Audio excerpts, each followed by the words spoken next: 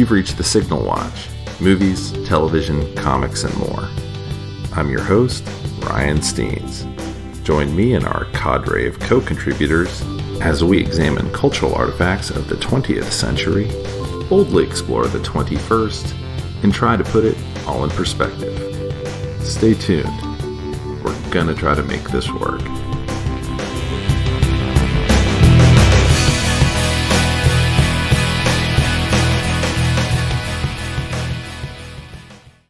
I'm too sexy for my love, too sexy for my love, love's going to leave me.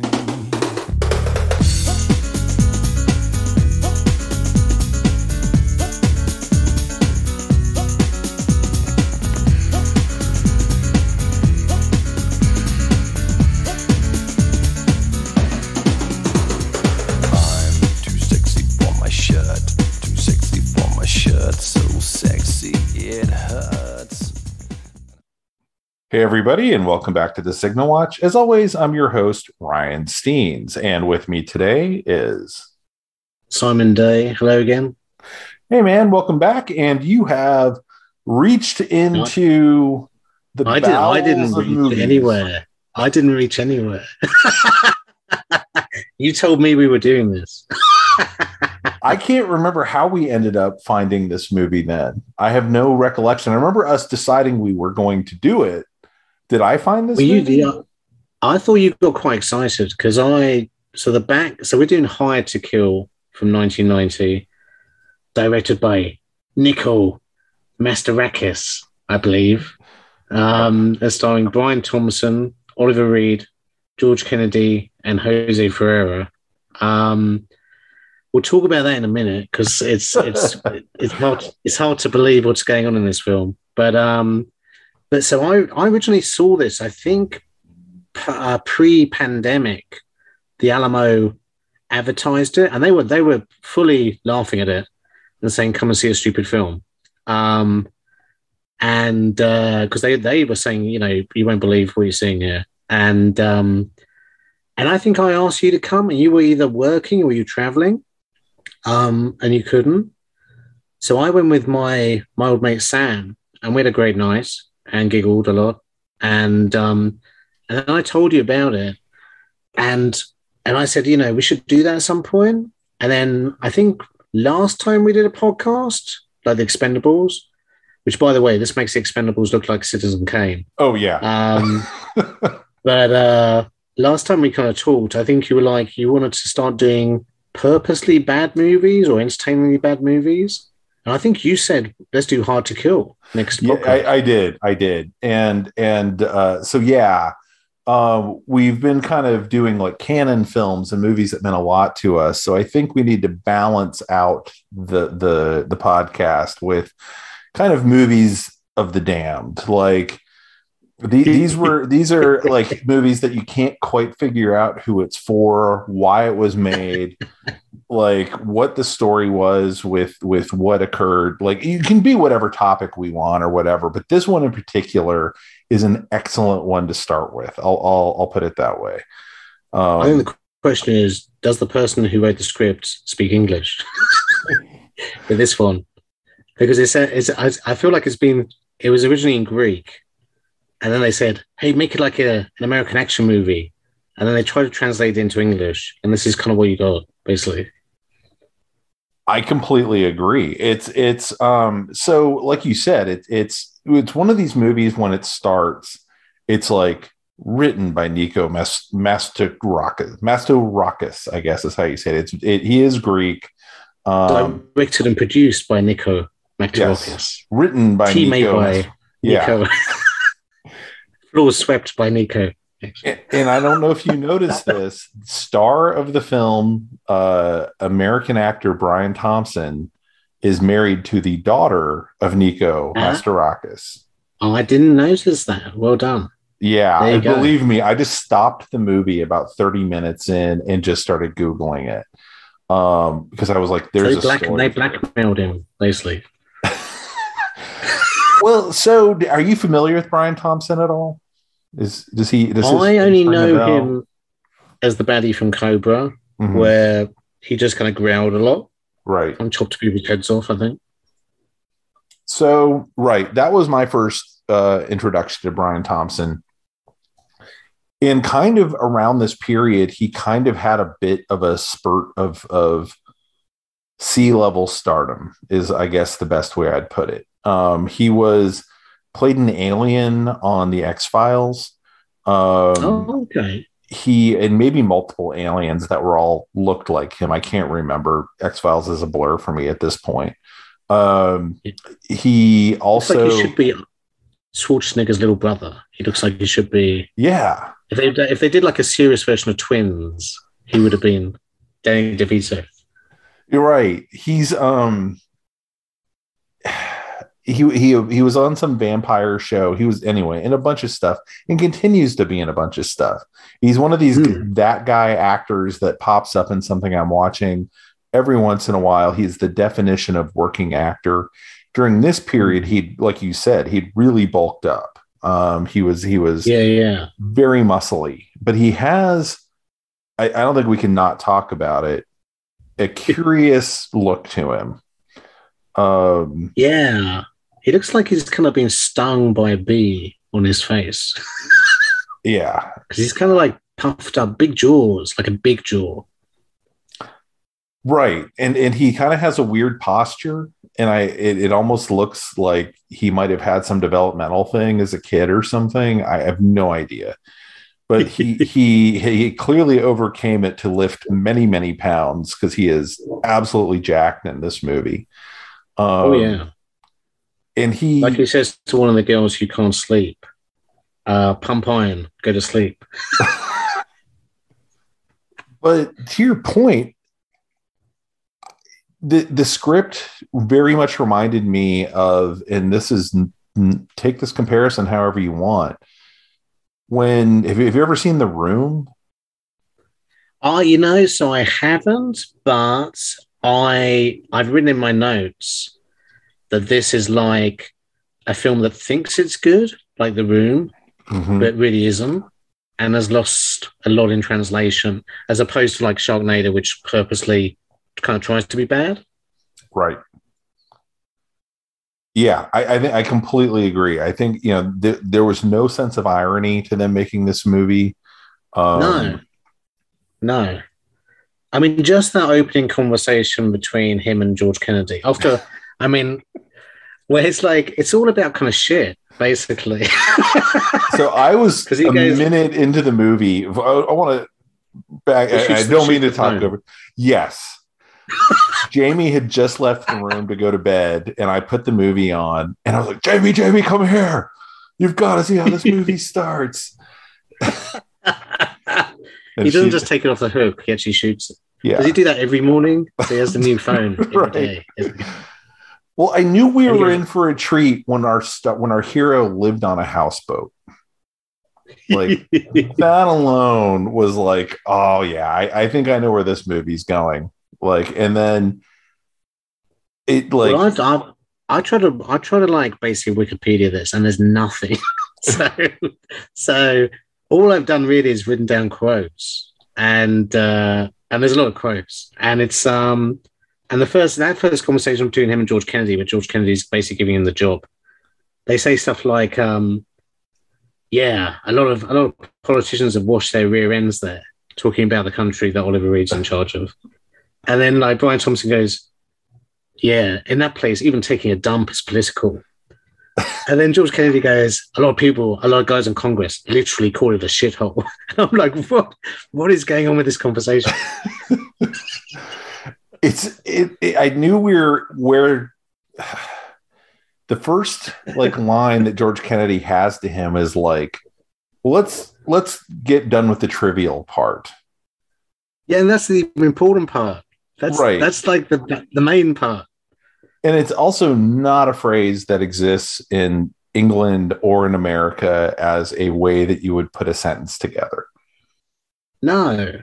And that's when I was like, okay, this, as you said, was written in probably Greek, translated to English, and they were like, we're doing exactly what's in the script. We are not going to polish this with Americanisms or anything. Well, it's like a spaghetti Western. It's like, I think It's written in the original language, but I think they were trying to write what they think happens in American action movies in Greek, and then it got translated.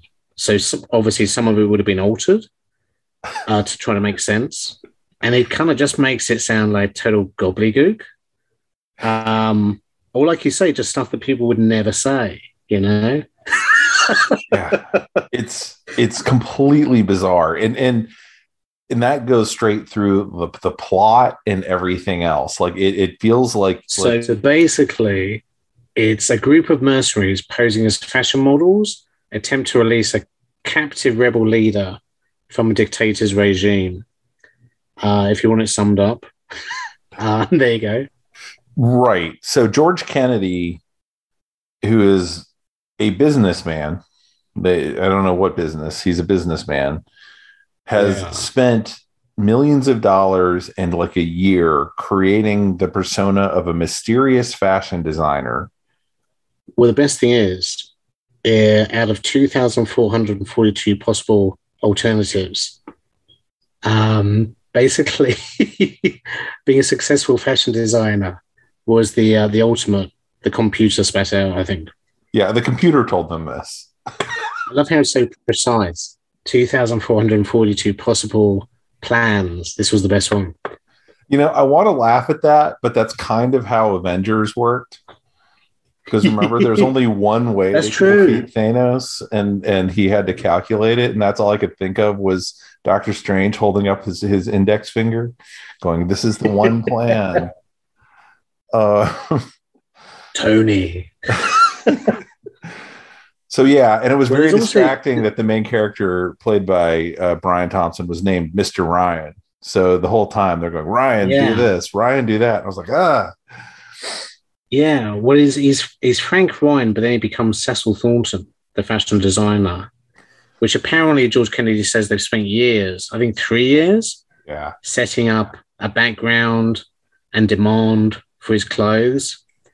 And I'm like, was that really the best use of resources? You know? Yeah, actually selling his dresses. Like, people have his dresses. Oliver Reed's mistress is wearing one of his dresses that he never made.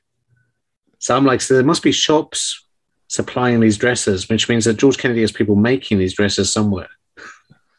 For what could have been, clearly they could have just like walked some people into the country to that particular fort. Like, yeah. Oliver Reed's only got one helicopter. That's the Air Force, is the one helicopter. Yeah, and he ran out of bullets pretty fast with his gun. So it's not that threatening, you know. Yeah. So this took place in Corfu, so at least everybody got a nice holiday out of it. But I mean, the other thing which, you know, I guess we laugh at with this is it's so gleefully sexist. And I still can't quite decide if it knows it is or it's just doing it. Because, I mean, like all ladies stuff now, when we look back, you know, it is a bit sexist, obviously, from our vantage point in 2022. But this one is just, like, hilariously bad. I mean, he's kind of trying to recruit a female Dirty Dozen. But, like, he keeps stopping to say stuff like, nothing is perfect when women are involved. Or from Eve to Margaret Thatcher, you managed to screw up history. So he's constantly stopping telling them he hates women. It is the most sexist movie I've ever seen in my life. Like, that's not an exaggeration. Like, I was waiting for the completely obvious turn he would make, where he saw his soldiers in action, learned his lesson that women are also able to murder people, and was like, you know what? I need to rethink things. You know, not exactly in those terms, but that's kind of where you're expecting it's coming when something is this front loaded with those kinds of statements, like the Eve to Margaret Thatcher, you've screwed up history thing. Well, he never shows up, does he? No, well, because the nearest he does is he smiles at one point, I think, and they go, "Is he smiling?" But then he doesn't like Sheila because she didn't turn up on the last mission to rescue him or something, or his backup. Yeah, and it was clear that like from what the way even I mean the fictional events of whatever that she just wasn't able to. She didn't know where he was. So Yeah, it wasn't her fault. She said she spent 3 years looking for him. so Which I'm like, he's on the houseboat. It's like, apparently he's shooting his phone every day, every morning. Just go to the phone store. He has to buy a new one daily.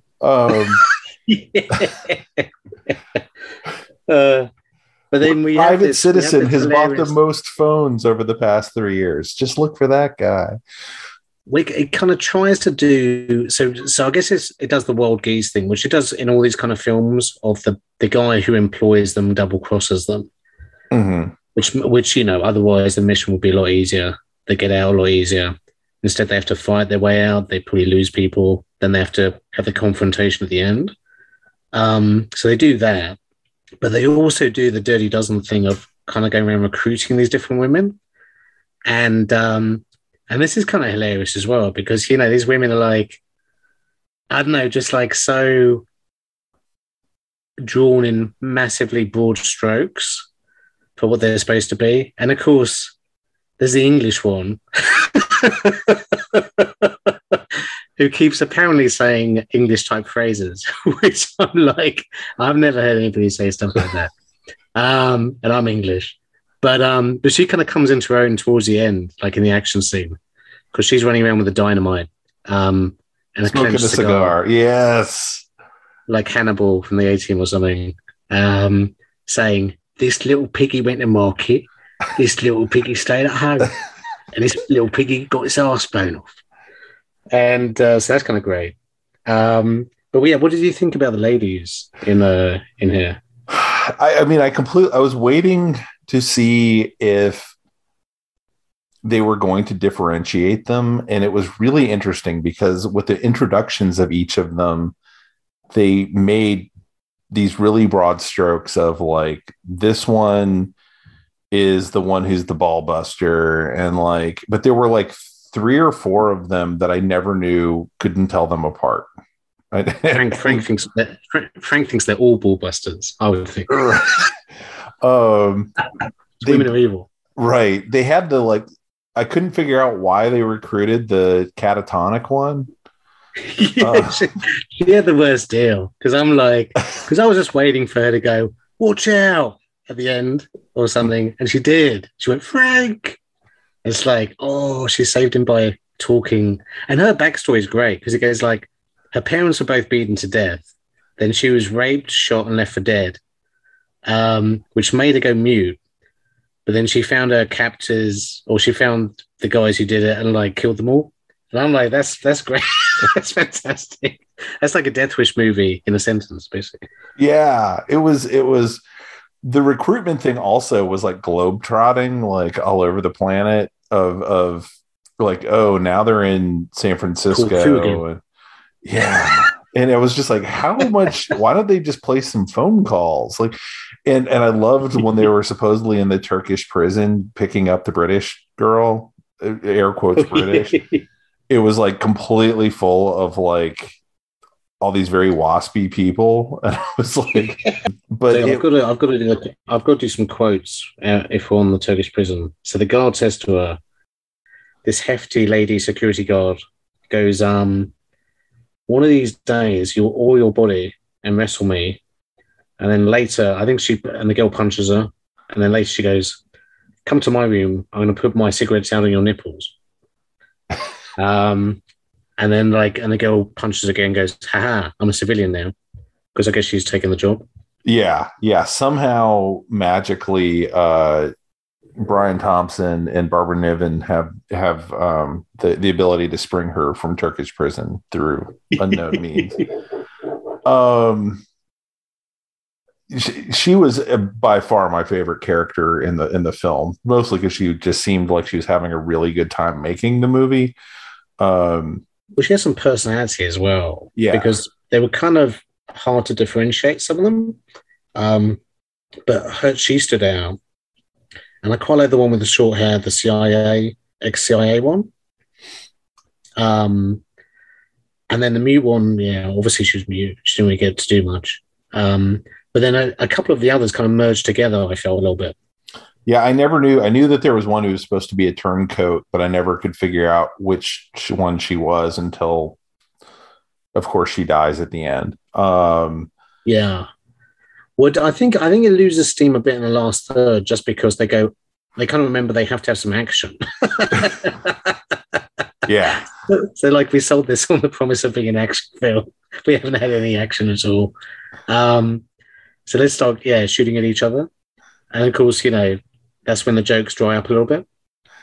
Yeah, I mean, they clearly tried to take the template. I'm glad you brought up Dirty Dozen and what was the other movie you brought up? Oh, the Wild Geese. Wild Geese. I thought those were both really good examples because they do go through like all the beats of like let's remember these women are all like ex-cons, and so we do have to show them at fighting amongst themselves.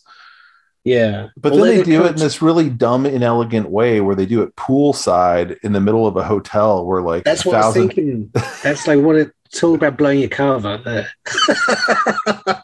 It's not punching each other. Yeah. I was looking at the IMDb profiles for, the cast, and the woman you mentioned with the short hair is really, she and Sheila are the two who have continued to work. The woman with the short hair's name is Joanna Capra Capra, sorry, and she just is a nose to the grindstone working actor. Like she's in like 2 TV shows a year, something like that. She just has credits straight through 2021. I could see a lot of these guys around this time turning up in the A-Team and Knight Rider and the Fall Guy as kind of like, maybe the damsel in distress or the person who needs help. Yeah, but they don't even have those kinds of credits. That's the interesting thing. Like the woman who is the cigar chomping dynamite person, she had like 4 credits, and one of them was the HBO comedy show, not necessarily the news. So yeah, it was like really curious to see. Barbara Niven, however, is the one who has the story. She's the one who gets shot, Sheila. And she's lost it. You've lost it, Sheila. Well, that was the crazy thing is like you don't do that line in a movie and ever actually mean it. Yeah. And they actually did, and she actually dies. Yeah. And I was like, what the hell was that? Like, all we're doing is just reinforcing the fact that Brian Thompson is right about everything in this movie. Can't trust a woman's knife throwing ability. You can't. Well, there's also the girl who's, I guess, Oliver Reed's mistress, who looks a bit like the princess from Flash Gordon to me.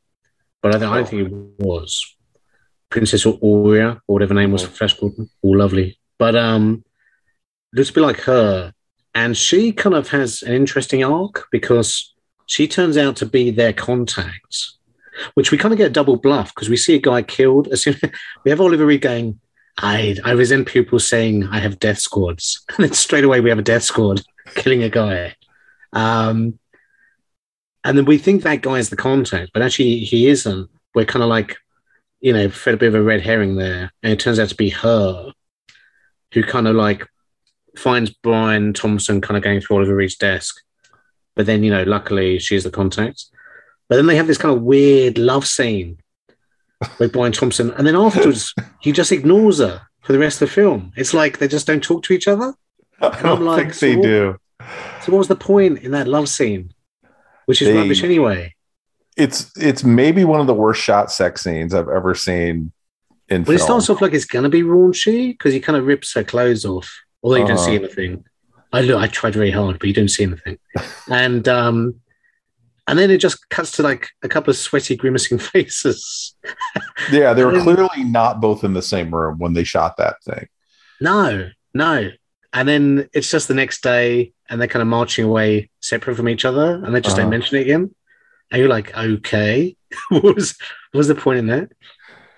It's like I said, this is the most misogynistic movie, and not just in like what the characters do and say, just like in the directing decisions that and story decisions that, you know, like we've already said, Nico, what's his name, had full creative control over this thing.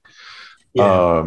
I will And say though, I'm surprised you say that, but they could have gone a lot further. I'm surprised there isn't a lot more nudity in this well, and shots of asses and I stuff. don't think nudity immediately equals misogyny. I mean, and that's kind of the weird thing about this movie is I don't think they had the budget for nudity. And Do you feel though watching this, and I don't know if this is from a modern perspective, but don't you feel like the women are actually pretty good and able, and Brian Thompson's just a bit of a dick watching this? I mean, for the purposes of the movie, sort of yes, but they spend the entire movie dressing the women down, and then they do kind of keep screwing up, and he keeps being right about everything. And so it's this weird kind of like almost like in the air of the movie more than in any like. I think when the guy wrote the movie, he thought he had written a movie that was going to be like progressive, because we're not going to have, you know, 5 dudes. We're going to have 5 women or whatever. And that's our hook. And they're going to be, you know, both sexy and deadly, which I can totally see on paper how that seemed like a great way to go. But it's kind of Charlie's Angels, isn't it, really? You know? yeah. Although I think, without sounding sexist myself, I'm like, they're lucky none of these women were like ugly or even normal looking. Because I'm like, this plan hinges on them all being pretty beautiful. Well, I mean, I do think that probably that in my head, that's what I filled in the gap for of why they had to go around the planet recruiting, because they were like, they can't just be able to do dynamite. They have to also be able to pass for a model. Okay. But they never said that. That was something I had to go ... That must be why they're in Turkey in a prison. Instead of just like going to go get somebody from a, you know, demolition yard or something. So a couple of things, I've got to mention these while I can remember them, because otherwise I'll forget. But why can't Brian Thompson tie a tie? Surely this would be basic training for somebody in the CIA. And also, years before photoshopping existed, so when they're kind of practicing maneuvers and stuff, they have those pop-up targets, which are normally man-shaped. And of course, you know, we've seen this in Dirty Harry, lots of films where, you know, you're not supposed to shoot at the, you know, the hostages or whatever. Just shoot at the, you know, the aggressors. But they've got perfect pictures of not just Oliver Reed, but Brian Thompson. And I'm like, where did they get those pictures from? Where did they get those from? I can really just imagine the rush job they were at like the photo mat. Like, look, we have to print these out. What are these for? It's like, why are you doing this? Central American dictator? Yeah. Put them in your suitcase.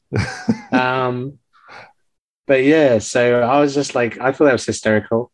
And it's just, yeah, I mean, so we got to mention Oliver Reed. So Oliver Reed, obviously, this point in his career was pretty much doing anything for money, anything for food. Luckily, Ridley Scott rescued him with Gladiator a few years later. But he seems to be having a good time. I mean, every time we see him, he's got a glass of wine. Yeah. And I mean, there's a great bit very early on where George Kennedy's talking about him to Brian Thompson. And he goes, you know, this is like Michael Bartos, General Bartos. And it's got one picture of him, and he goes, he's responsible for lots of deaths. And it's got another picture of Oliver Reed looking like he's just been goosed. It's fantastic. And then later on, the best scene in this by far is where I guess he's trying to get a reaction, or he's trying to, like, you know, give his mistress to Brian Thompson. And Brian Thompson goes, well, actually, I'm interested in other things. So Oliver Reed grabs his balls, and then Brian Thompson kisses him. And Oliver Reed looks a bit upset and goes, I think you should go now. And I'm like, well, you started it. That scene was so uncomfortable. I don't usually get uncomfortable watching a scene in a movie, but like nobody wanted to do it. Clearly, it doesn't advance the plot in any way, shape, or form. It's homophobic.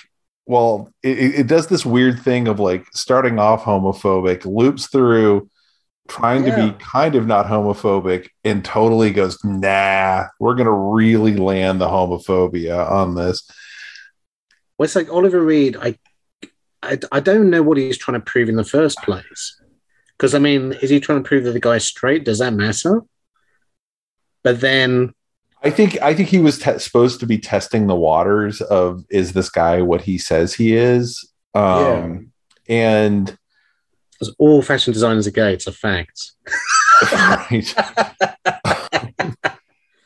But he, you know, I don't know why they decided the character. Well, because he wasn't supposed to be sleeping with his soldiers, I guess, which he goes ahead and does. But they were like, oh, you keep your hands off him. I mean, all he had to say was, when we're on assignment, I don't, or something. Yeah. It's just such a hilarious scene where, like, I don't know. Yeah. I have to think they were like, we want to have something like actory for Brian Thompson to do. Yeah. Where he like really pushes the envelope, and that was like as far as their brains could take them was that sequence. And you're just like, oh, it's so uncomfortable to watch. That is Oliver Reed's real moustache, because I've seen him on chat shows around that time. So respect for growing that. And if you just grew that for a laugh anyway, or whether you grew it for this role, but it's a great moustache. It is. It's amazing. And if I ever met Brian Thompson, the first question out of my mouth would be, what was it like to kiss Oliver Reed's mustache? Yeah. I gotta know. It was so they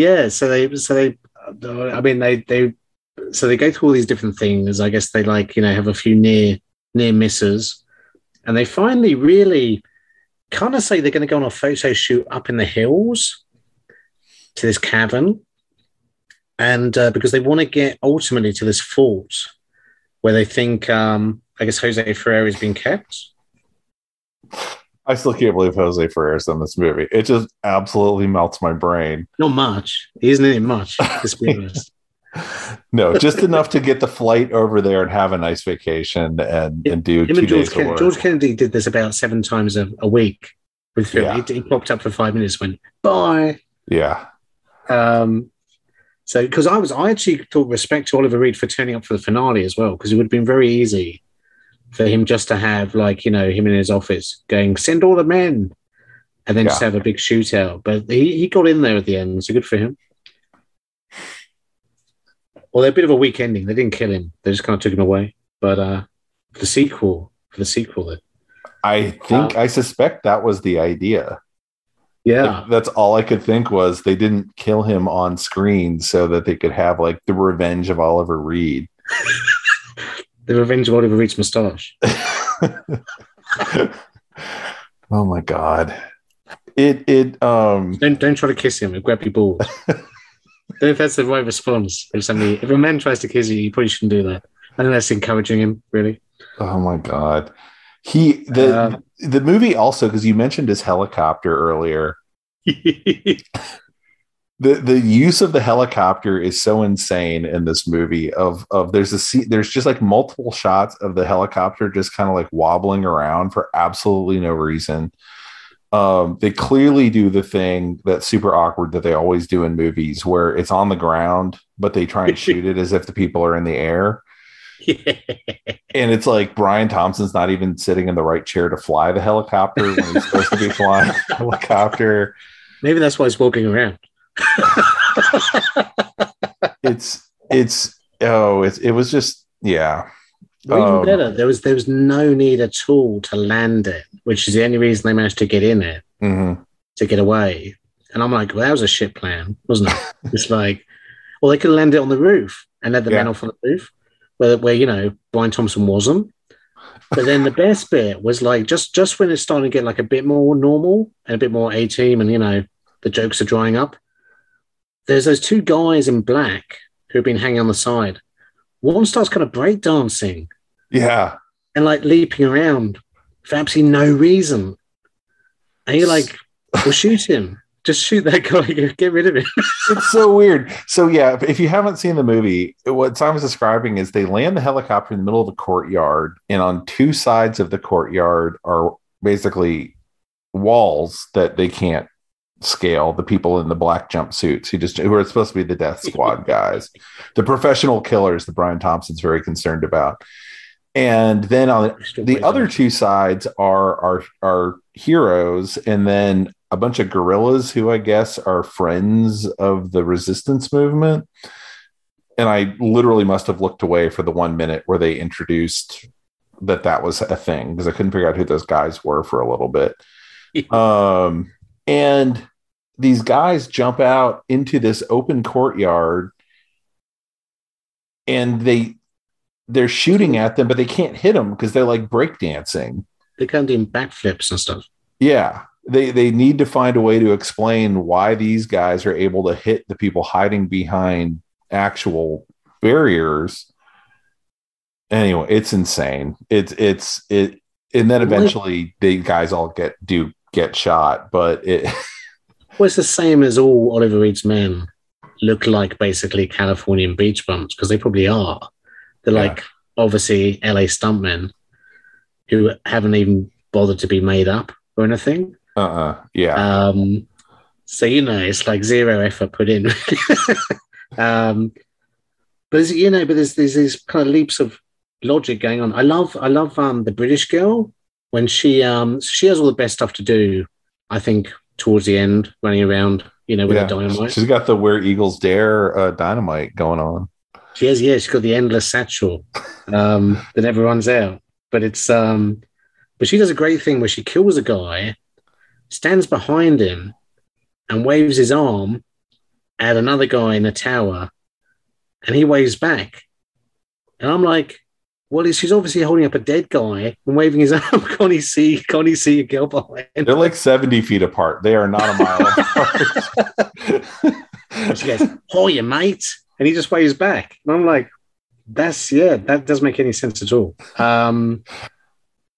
I have to mention the end as well. So the end's brilliant. So they finish the mission, they get away, lost a couple of people, and then of course, you know, like a lot of these films do, they have to confront the big bad. And George Kennedy early in the film said, you know, hey, hopefully the mission will be over and you'll be back in time to celebrate my birthday. So George Kennedy comes home to his hotel room. He's still in the same hotel room, apparently. It's like weeks later, right? And he opens the door, and they're all sitting on the bed, wearing party hats and party kind of like those party poppers that you blow, and then I guess they kill him. Except he just goes to black, and I'm like, so Brian Thompson had to go out and buy some party hats, some birthday hats. We're hitting Party City before we murder this guy. Yeah, what a waste of money. As long as they had a good time. So, full confession, I watched this over 3 nights. It was too much. It was too much in one go. It was too much in one go. So I had completely forgotten that he had that line about coming back for his birthday. So when they all showed up at the end singing "Happy Birthday," I was like, "What is happening?" Okay, that explains a lot, because I was like, well, was this a weird Greek thing where like he thought like where they're surprising him, and so like you have a birthday surprise. I was making all these connections in my head of why they possibly would have done that. But yeah, I saw the rebel leader. It's just a really weird line that he says, because like Brian Thompson goes, "What happens if, you know, this doesn't work?" And George Kennedy's like, "Everything is going to run like clockwork, and you'll even be home in time to help me celebrate my birthday." which again is just like a really weird thing to say, Mm-hmm. you know. But you know, it's no weirder than any of other stuff. Like, you know, like Brian Thompson says, if you screw up, I'll cancel your check or break your neck or both. I mean, there's like diamonds like that littered throughout this. So, you know, I don't know. I mean, I watching it today, I really enjoyed it. I probably enjoyed it more than the first time I saw it. I do think it kind of loses steam the last third, but that's because it has to pull out the action. And the action's pretty good, you know. It's not too bad for what it is. You know, it's kind of like it's you know it's like somebody's watched Commando. Mm-hmm. Yeah, try to yeah. It's very boilerplate late 80s action. You can't fault it for that. Yeah, there's lots of stuff blown up. You know, you got the English girl running around going, "Sorry, love, wrong number," and then stabbing people in the head. So I don't know. Yeah, it's definitely. I would have called it back in the day probably a 6-pack movie. Yes. Because I think that would probably help. Any kind of recreational drug would help. Yeah. It we haven't talked at all about the modeling stuff because part of their mission is that they have to do like a fashion show. And it's not a very good show, is it? It's not a very good show. No, they're going up and down escalators. It's completely bananas. And my theory was they must have rented out the hotel for the movie itself. Yeah, they probably all stayed there, like in real life. And so they were just like, we're going to film the fashion show in this lobby. And then they were just kind of having fun with the camera while they were doing it. No one knew what a fashion show actually looked like. So because they show us a catwalk earlier that they're all going to be walking up and down, and then they never use it.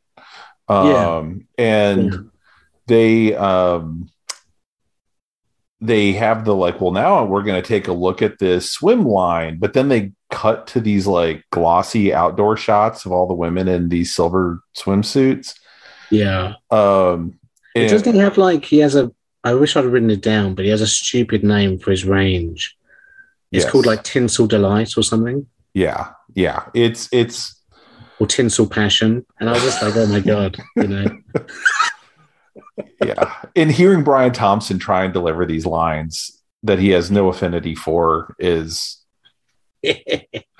so Barbara Niven, who's in this, continues to be a working actor. She is now like an absolute staple of Hallmark holiday movies and the Hallmark TV.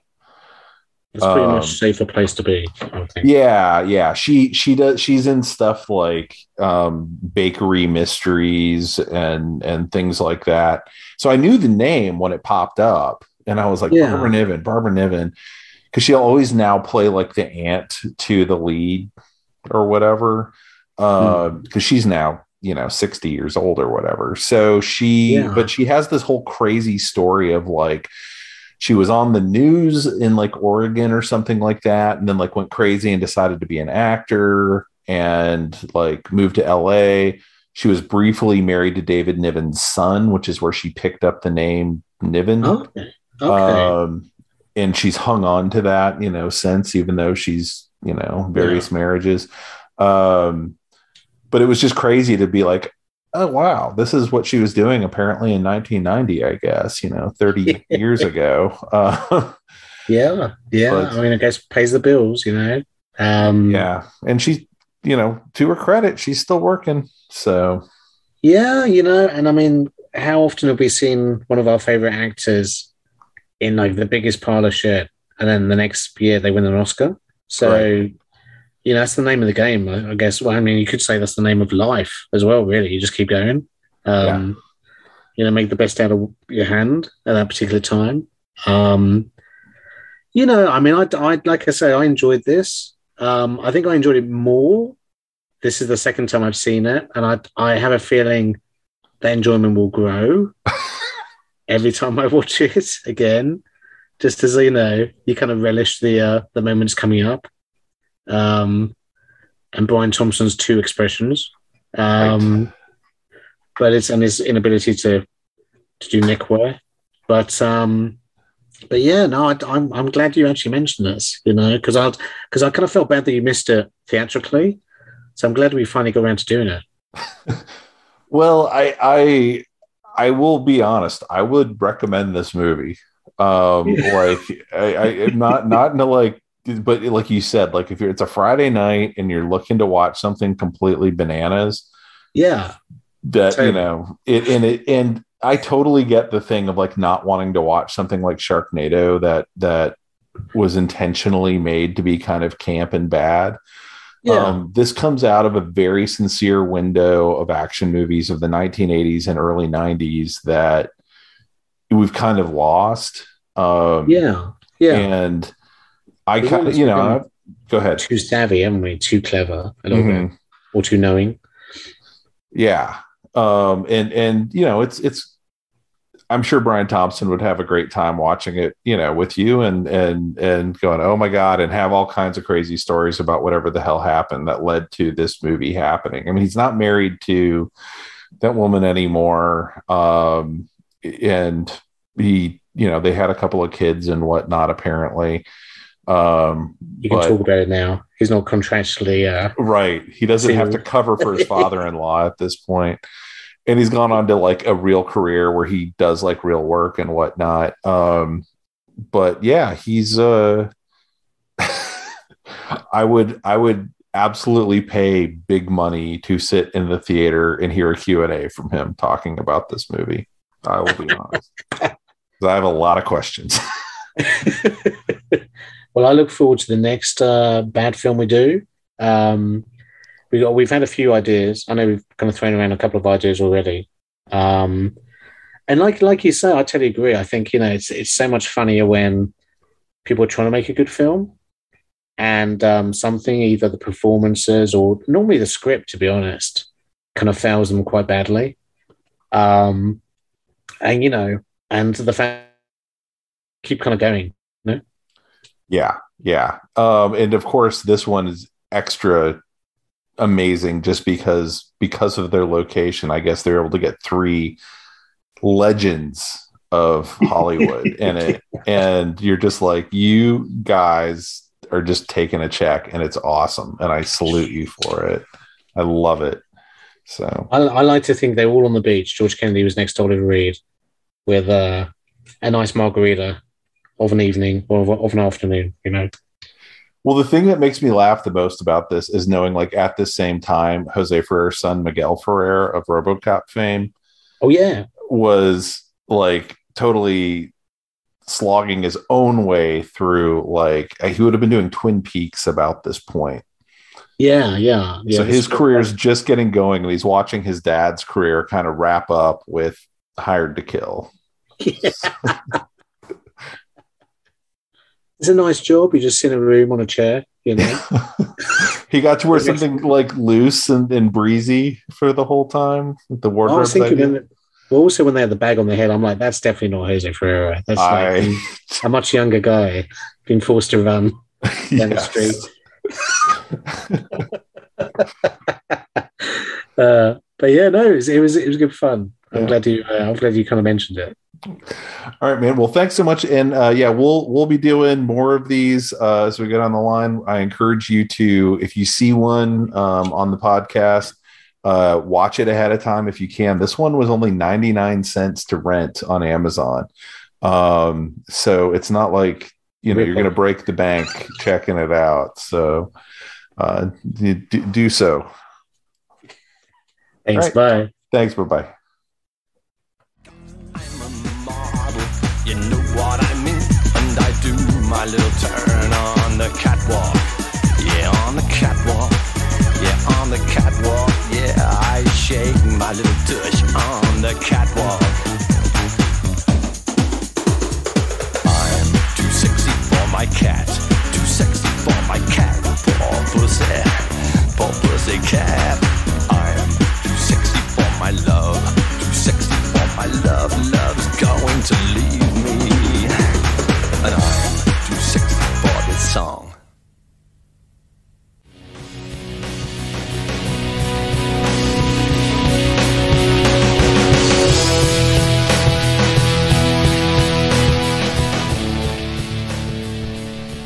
That about wraps it up for this edition of The Signal Watch, a production of the League of Melbotus. Thanks for sticking with us. If you enjoyed the podcast, we invite you to drop on by the Signal Watch blog, where you'll find write-ups of a wide variety of movies and more. We'd love to hear from you, so find us online and let us know what you think. Whether you prefer email, blog comments, or social media, we'll be happy to hear from you. We'll be back soon with more exceedingly high-quality content. So, until next time, God damn it, babies, you've got to be kind.